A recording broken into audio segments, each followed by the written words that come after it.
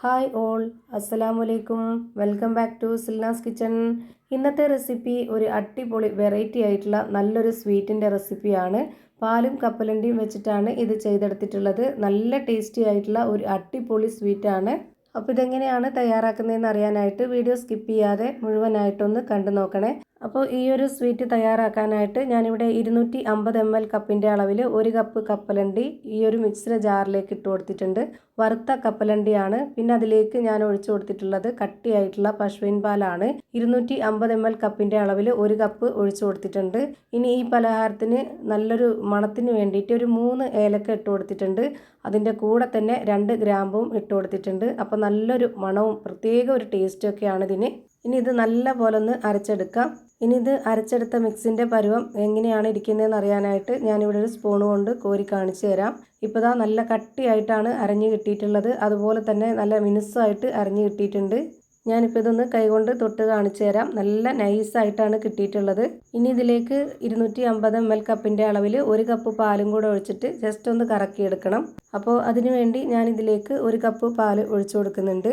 നമ്മുടെ വീഡിയോസ് കണ്ടുകൊണ്ടിരിക്കുമ്പോൾ തന്നെ സിൽനാസ് കിച്ചൺ ചാനൽ ആദ്യമായിട്ട് കാണുന്നവരാണെങ്കിൽ പ്ലീസ് ഒന്ന് സബ്സ്ക്രൈബ് ചെയ്തേക്കണേ. ഒപ്പം തന്നെ ഈ വീഡിയോസ് നിങ്ങൾക്ക് ഇഷ്ടപ്പെടുകയാണെങ്കിൽ ഒരു ലൈക്ക് ചെയ്ത് ഷെയർ ചെയ്ത് സപ്പോർട്ട് ചെയ്യാനും മറക്കരുത്. ഞാനിപ്പോൾ ഇതാ ഇവിടെ ജസ്റ്റ് ഒന്ന് കറക്കിയെടുത്തതിന് ശേഷം ഇതുപോലെ ഒരു പാത്രത്തിലേക്ക് അരിപ്പ് വെച്ചിട്ട് അരിച്ചൊഴിച്ചു കൊടുക്കുന്നുണ്ട്. ഈ ഒരു അരിപ്പിൽ 1/4 ഭാഗത്തോളം ഈ ഒരു മിക്സ് ഒഴിച്ചു കൊടുത്തതിന് ശേഷം ഇതുപോലൊരു വിസ്ക് വെച്ചിട്ട് നന്നായിട്ട് ഇളക്കി കൊടുക്കുന്നുണ്ട്. നല്ല കട്ടിയായിരിക്കുമ്പോൾ നമ്മളെ പലഹാരം കറക്റ്റ് പരുവത്തിന് കിട്ടത്തില്ല. അതുകൊണ്ടാണ് ഇതുപോലെ അരിച്ചിട്ട് കുറച്ചെങ്കിലും തരിയുള്ള ആ ഒരു ഭാഗം ഉണ്ടെങ്കിൽ അത് മാറ്റിയിട്ട് ബാക്കിയുള്ള മിക്സ് വെച്ചിട്ട് വേണം നമുക്കിത് ചെയ്തെടുക്കാനായിട്ട്. ഇപ്പോൾ ഇതാണ് ഇതിൻ്റെ കറക്റ്റ് ആയിട്ടുള്ള പരുവം. ഇനി നല്ലപോലെ ഒന്ന് ഇളക്കിയെടുത്തതിന് ശേഷം നമുക്ക് സ്റ്റൗവിലേക്ക് ഒരു പാൻ വെച്ച് കൊടുത്തിട്ട് ഫ്ലെയിം ഓണാക്കിയതിന് ശേഷം അതിലേക്ക് 2 സ്പൂൺ അളവിൽ നെയ്യ് ഒഴിച്ചു കൊടുക്കാം. നെയ്യ് നന്നായിട്ടൊന്ന് ചൂടായിട്ട് വരുന്ന സമയത്ത് ഇതിലേക്ക് ഒരു 1/2 കപ്പ് അളവിൽ കൂടി പാൽ ഒഴിച്ചു കൊടുക്കാം. നല്ല കട്ടിയായിട്ടുള്ള പാലാണ്, പശുവിൻ പാലാണ്. അപ്പോൾ ആകെ ഇതിലേക്ക് എടുത്തിട്ടുള്ളത് 250 ml കപ്പിൻ്റെ അളവിൽ 2.5 കപ്പ് പാലാണ് ടോട്ടൽ ഇതുവരെ എടുത്തിട്ടുള്ളത്. ഇനി ഈ പാല് ലൈറ്റായിട്ടൊന്ന് ചൂടായി വരുന്ന സമയത്ത് ഇതിലേക്ക് പാൽപ്പൊടി ഇട്ട് കൊടുക്കാം. 1/4 കപ്പിൻ്റെ മെഷർമെൻറ്റ് കപ്പിൽ ഒരു 1/4 കപ്പോളം പാൽപ്പൊടിയാണ് ഇട്ട് കൊടുത്തിട്ടുള്ളത്.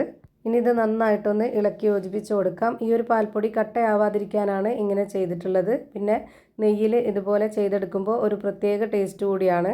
ഇനി നമ്മുടെ ഫ്ലെയിം കൂട്ടി വെച്ചതിന് ശേഷം ഇതിലേക്ക് ആ ഒരു അരച്ച് വെച്ചിട്ടുള്ള കപ്പലണ്ടി മിക്സ് കൂടി ഒഴിച്ചു കൊടുക്കാം. പിന്നെ ഞാനിതിലേക്ക് ഒഴിച്ചു കൊടുക്കുന്നത് മധുരത്തിന് വേണ്ടി ശർക്കര ഉരുക്കിയതാണ്. 200 ഗ്രാം ശർക്കര 250 ml കപ്പിൻ്റെ അളവിൽ 1/4 കപ്പ് വെള്ളം വെച്ചിട്ട് ഉരുക്കിയെടുത്തിട്ടുള്ളതാണ്. അത് മുഴുവനായിട്ടും ഇതിലേക്ക് ഒഴിച്ചു കൊടുത്തിട്ടുണ്ട്.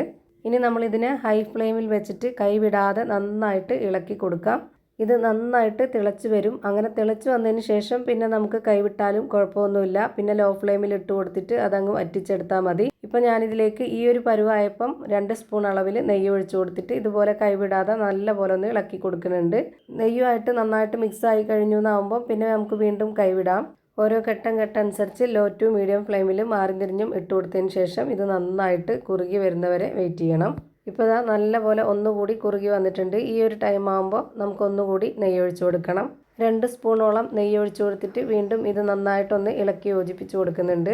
അങ്ങനെ 1-2 മിനിറ്റ് കഴിയുമ്പോഴത്തേക്ക് വീണ്ടും ഈ ഒരു പരുവത്തിലേക്ക് മാറും. അപ്പോൾ നമുക്ക് ലാസ്റ്റായിട്ട് ഇനി ഇതിലേക്ക് 2 സ്പൂൺ നെയ്യും കൂടെ ഒഴിച്ചു കൊടുത്തിട്ട് നമുക്ക് ഫ്ലെയിം ഓഫ് ചെയ്ത് കൊടുക്കാം. ലാസ്റ്റായിട്ട് നെയ്യ് ഒഴിച്ചു കൊടുത്തതിന് ശേഷം ഇതുപോലെ ഒന്ന് ഇളക്കി യോജിപ്പിച്ചിട്ട് വേണം നമ്മൾ ഫ്ലെയിം ഓഫ് ചെയ്ത് കൊടുക്കാനായിട്ട്. ഘട്ടമായിട്ട് ഞാനിതിലേക്ക് 50 ഗ്രാമോളം നെയ്യ് ഒഴിച്ചു കൊടുത്തിട്ടുണ്ട്. നെയ്യ് ഹൽവയൊക്കെ തയ്യാറാക്കുന്ന അതേപോലെയാണ് ഞാനിപ്പോൾ ഇവിടെ കപ്പലണ്ടി കൊണ്ട് ഈ ഒരു സ്വീറ്റ് തയ്യാറാക്കി എടുത്തിട്ടുള്ളത്. ഇനി നമ്മൾ ഈ ഒരു പാനിൽ തന്നെ ഇത് വെച്ചിരിക്കരുത്. ചൂടോടെ സ്പൂൺ കൊണ്ട് കോരി കഴിക്കണമെന്നുണ്ടെങ്കിൽ അങ്ങനെ കഴിക്കാം. നല്ല ടേസ്റ്റ് ആയിട്ടുള്ള ഒരു അടിപൊളി സ്വീറ്റാണ്.